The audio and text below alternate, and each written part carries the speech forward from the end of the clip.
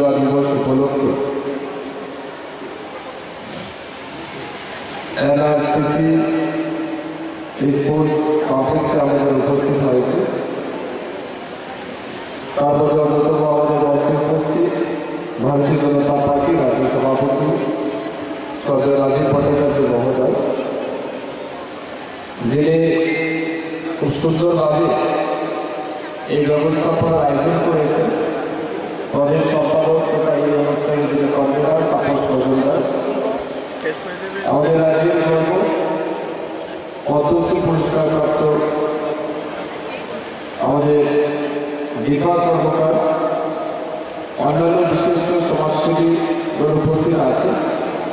এবং আমাদের সামনে যারা আগামী ভবিষ্যৎ উপস্থিত রয়েছেন আপনাদের সবাইকে এবং বিশেষ করে ক্রীড়াপ্রেমী সবাইকে আমার অন্তর থেকে মিডিয়া বন্ধুরা যারা আছেন আমার আন্তরিক শুভেচ্ছা অভিনন্দন জ্ঞাপন করছি এবং বিশ্ব যোগা দিবস উপলক্ষে আপনাদের সবাইকে আমার অন্তর থেকে